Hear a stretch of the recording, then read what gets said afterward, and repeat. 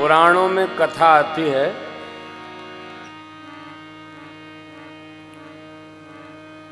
कि सत्संग करते रहना चाहिए।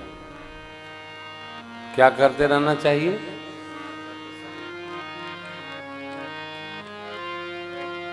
पर संत संग से बचे रहना चाहिए।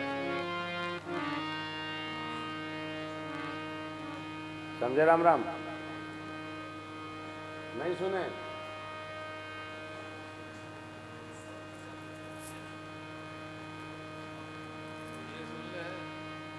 एक विनोद की बात सरकार को देखकर याद आ गई।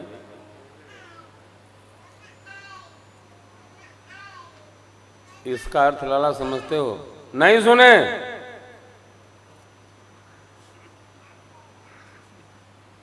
आप समझते होंगे दादा। ये पहले के समय में पति का नाम है। जब 60 के बाद पत्नी पति को बुलाती है तो ऐसे बोलती है, नहीं सुने?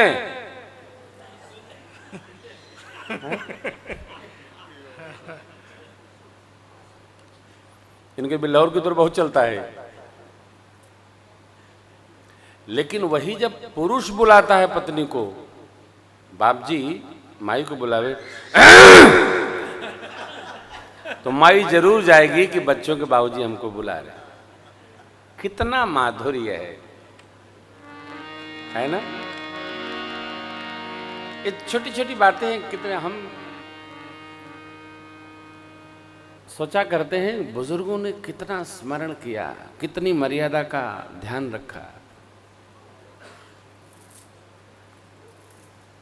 कितना बदल गया सब। क्या क्या है?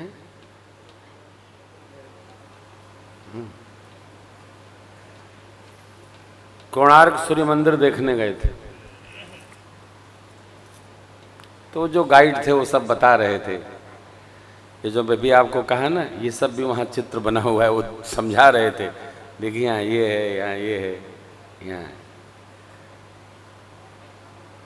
माई बच्चे को लेके जा रही है, बाजार जा रही है। तो वो एक बड़ी अच्छी बात बोली कि उस समय 8000 वर्ष पहले माई बच्चे को लेके जाती है, जाती रही।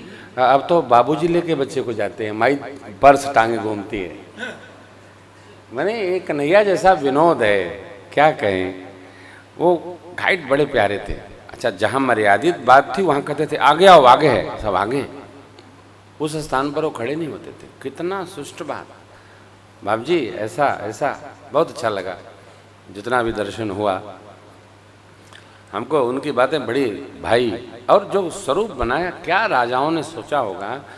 वस्तुतः क्या है कि इन सनातन संस्कृति के मान बिंदुओं का स्थापत्य शास्त्र के सहज स्वरूप का कहीं कोई प्रचार प्रसार नहीं हुआ।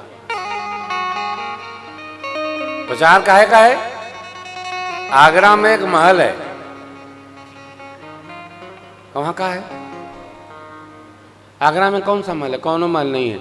उससे बढ़िया तो कौन सा हम लोग गए थे, राणा प्रताप जी का किला है, बल्लभगढ़। उदयपुर महल जाके देखो आप 4 घंटा कम पड़ता है।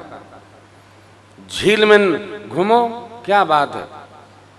और झील के नाम से जानते रहे, एगो डल है वहीं झील है। उदयपुर का किला आप प्रवेश कर जाइए। और तो छोड़िए, महाराणा प्रताप साहब का जो वो पहनते थे, कवच पहनते थे, उनका भाला 85 किलोग्राम का। कितना किलोग्राम है? तोहार बेंजू कितना किलोग्राम है? हाँ? इनको अलग से सीट चाहिए पर रखने के लिए।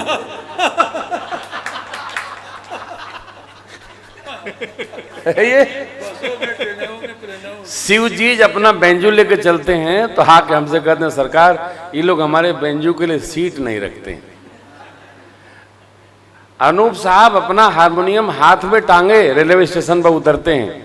व्यास जी की हारमोनियम बस में आती जाती है। शरीर में धने नहीं लोग, शरीर कोई लोग बनाते नहीं कि शरीर उठा सके कुछ। एक बक्सा उतारना हो तो ये लोग 3 आदमी ढूंढते जो साउंड वाले बच्चे हैं, कोई आदमी नहीं है। मैंने कहा रखो महाराज आके उतारेंगे अभी, क्योंकि हमको अपना गला का ध्यान रखना है ना। जीव की आप जरा हमारी सनातन संस्कृति का चिंतन करिए। वो जो कवच पहनते थे राणा प्रताप साहब, अरे साहब 100 किलोग्राम का, क्या वीरत्व रहा होगा। अब आप जब देखेंगे महाराजाओं का हमारे स्वरूप चिंतन वहां, तो ये पूरे राजाओं के नाम राणा है, लेकिन हमारे राणा साहब का नाम महाराणा प्रताप। ये हमारा ऐश्वर्य है। बीच में नंबर आता है 500वें नंबर पे, बीच में फोटो लगी है, ऊपर भी राणा नीचे भी राणा, बीच में महाराणा साहब का विग्रह है।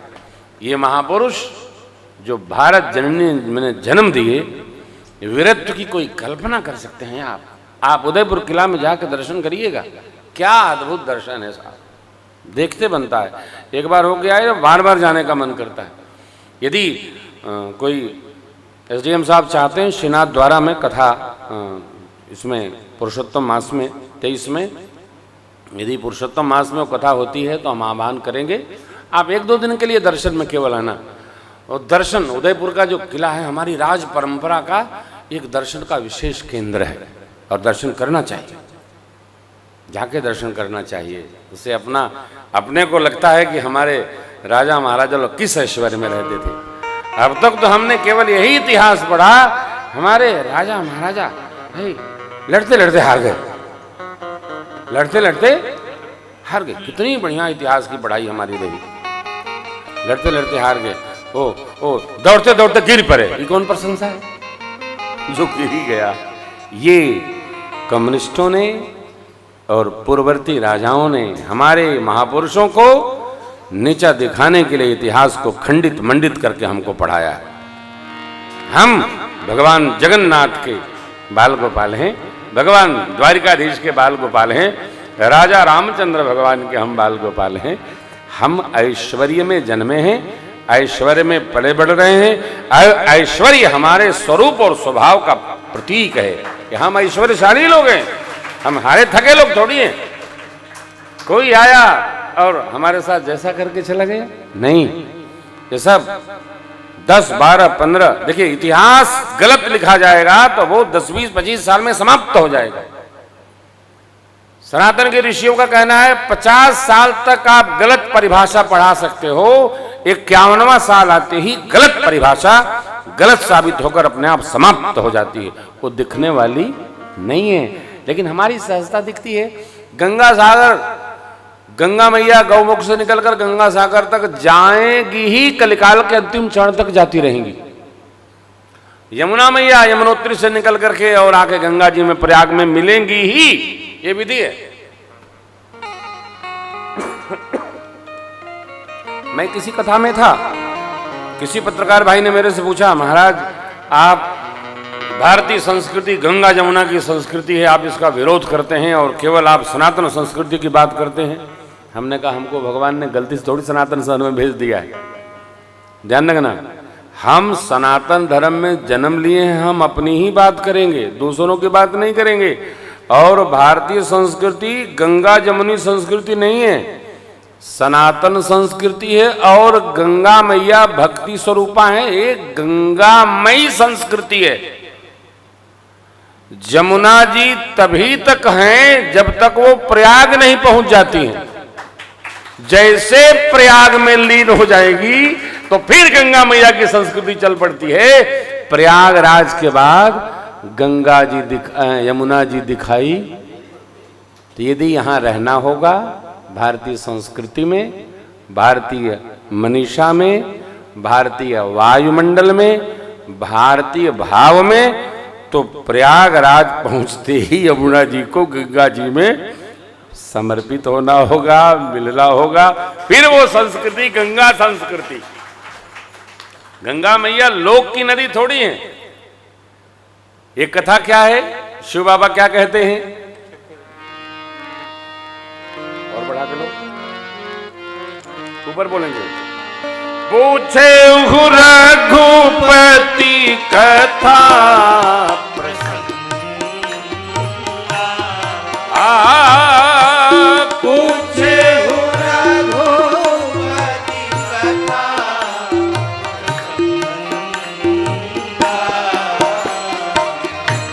सकल लोक जग पावै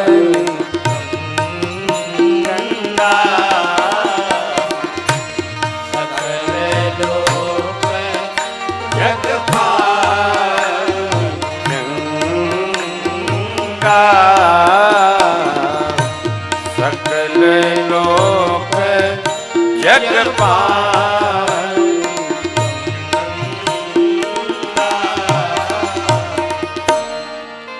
गंगा जी केवल मर्त्योलोक में नहीं है, इनका नाम है देव नदी, अर्थात देवलोक में भी है। सुरसरी धारी नाम मंदाकिनी, जो सब पातक पोतक डाकिनी।